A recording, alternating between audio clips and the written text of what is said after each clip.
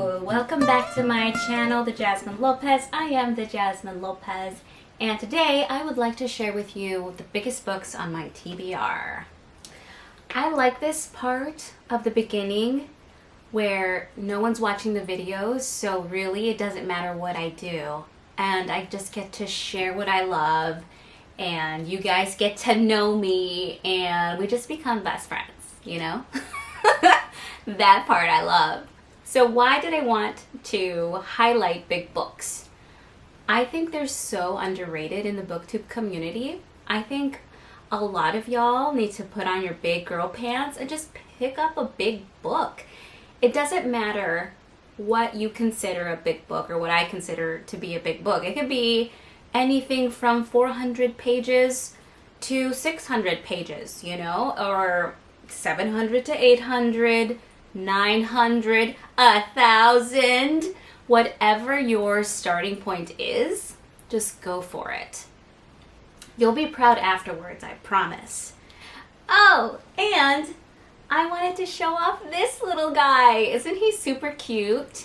He's a frog, he's a wizard. Need I say more? But he does need a name. So if anybody has any ideas, put them down in the comments, because he's just going to be in the videos. Like, he's just, I mean, look at him. He's adorable. He's going to be my little companion. Okay, so let's just get started. Let's start with biggest book number 10. It's sitting at, let's see, 934 pages.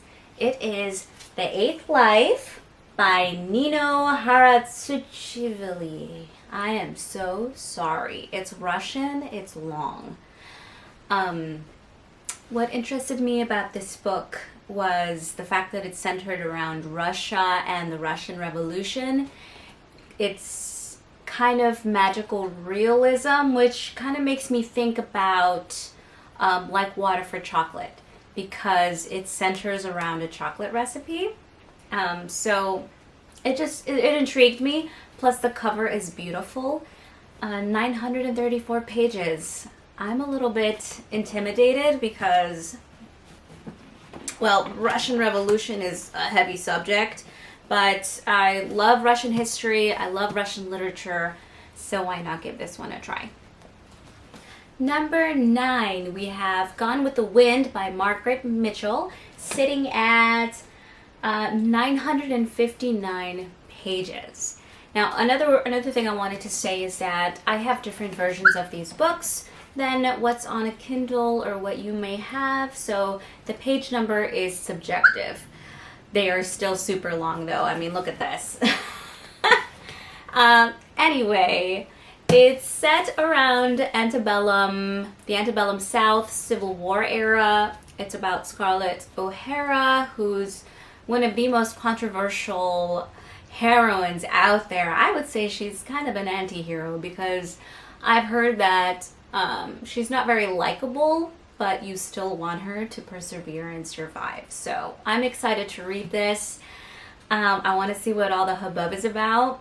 I haven't even watched the movie like full way. Full way. I haven't even watched the whole movie. But I think it'll be interesting to watch it once I finish reading this book someday, maybe next year. We'll see. In the meantime, it's part of my Big Book TBR. Coming in at number 8, we have The Witching Hour by Anne Rice. Anne Rice, New Orleans, vampires. She has me in a chokehold. I can't even. So, of course, when I saw that she had this gigantic book, I had to get it. But it's not about vampires. It's about witches, the Mayfair witches. I'm not exactly sure. I like to go in blind, so this is really hard for me to do this. But that's pretty much all I know about it, that it's set in New Orleans. It's centered around a family of witches, or a coven of witches. And I think one of them is comatose, and she has a long-lost daughter who suddenly realizes she has these powers, and she saves a man's life, and then he has powers. So I'm guessing that it's about them together trying to figure out the history of her family, and I don't know, drama better happen. Something happens in about this length of time, so it's exciting. I'm excited to read this. Coming in at number 7, we have Infinite Jest by David Foster Wallace. Now this big honker comes in at 981 pages, and this one is a little bit more modern. I think it's about someone dealing with addiction. I sense a lot of sarcasm. I sense it. I sense the sarcasm. And the reason why I picked this up was because I think there was like a giant CEO who said that he's probably never ever going to read this. And I want to read it because I want to be better than them. Okay, number 6, we have Churchill. Churchill, Walking with Destiny by Andrew Roberts. And this is going at 982, just a 1-page difference. I love Churchill. I think he is such an iconic person for British history, and I would love to learn more about him. I saw him all over The Crown. I see him like all over the movies. Well, he has his own movie too. Not him, but anyway.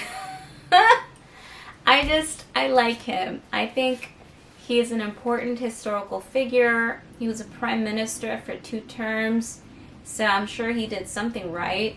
And I just want to learn more about him and what made him special. And I also want to learn about what made him a controversial figure as well. That's why I love biographies, because they show you all sides of the person, the good and the bad. So this will be fun to read. Number 5, The Way of Kings by Brandon Sanderson. It is, right? Yeah, Brandon Sanderson. Fantasy, finally the first fantasy in my Big Book series. This is coming in at 1,001 pages. I did start reading this a couple of months ago. I got a couple of chapters in, but I just wasn't feeling it at the time, and that's important if you're going to go into a big book. If you're not feeling it, just don't even try, because you're not going to enjoy the story. So I decided to put it down. But I do want to pick it back up. I've heard great things about it. I love fantasy. I love that big books really help with the world building, with getting to know the characters, even though there's a shit ton of names, but it's still fun. It's exciting. And this is definitely top 10 TBR. A recent buy, The Executioner's Song by Norman Mailer. This stands at 1,050 pages. 1,050 pages.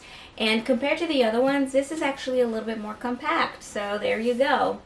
And it was $8 at Half Price Books because your girl loves a deal. All I know about this is that it's about a convicted felon who is sentenced to life in prison, but he actually realizes that he wants the death penalty. So it's about him fighting for his right to die. I don't know, to die, I guess. Fighting for his right to die. So that should be very interesting. I love a true crime story, and this is right up my alley. Alright, now we're getting to the top 3. This one scares me. You ready? The Catholic School by Edoardo Albinati. This was originally published in Italian, and it is standing at, let's see, 1,243 pages. It's a literary fiction based on a true crime event that happened in Italy about, I think, some college kids who murdered some young women, and I think there's a difference in class. I think they must have been kind of like rich kids. So it was a very controversial story, and the author, oh, what's wrong, baby? The author went to a Catholic school as well, which is supposed to be very bougie, and so I'm sure he has a lot of commentary about it. I'm a little scared, not just because of the length, but because if it's based on a true crime story, I don't know. I feel like there's a level of respect that has to go with it, and I wonder how the Italians do it. I don't know. I've never read true crime from outside of either America or Britain. So let's see what happens. Number 2, A Suitable Boy. A Suitable Boy. A Suitable Boy by Vikram Seth. This is set in India in the 1950s, and it's about family drama, I think. It's got to be about matchmaking and maybe the family dynamics and drama that go along with that. I just love reading about other cultures and their families. I love the drama. I love to see how other people handle their shit. And historical fiction at its best, I think, when it's in long form. I mean, look at this. We are going to get to know them so well, and I can't wait to fall in love with a character in here, because I know I will. I know I will. But it's long and hopefully good. Okay. The Book of Books, my friends. The Book of Books. Sitting at 1,494 pages, we have Clarissa, or The History of a Young Lady. Intimidating. Not only is it megalodon long, it's a classic. So we're gonna have challenges with not just the language, but themes and characters and plots. Oh, I better be able to write a whole thesis on this book when I'm done. It's in letter format from what I've heard, and it kind of gives me kind of like old opera vibes where the characters are telling a moral story. It's centered around a young woman who's forced to marry an older man, and she runs away with a younger man who turns out to be a bit of a scoundrel. So, that's where I think the opera comes in, the format, almost like commedia dell'arte sort of thing, where you have your stereotypical characters, stereotypical parts, telling a moral story. So I'm gonna have to read this by parts. I already know 1,400 pages. I don't know if I'll be able to read this year or next year, but I own it. So I'm gonna keep it, and eventually I will try, I promise. Safe to say I probably won't win any awards for reviews or summary of books. I don't know how y'all do it. It's hard. But at least I hope that I have piqued somebody's interest in one of these books. If you are willing to buddy read any of them with me, please comment down below.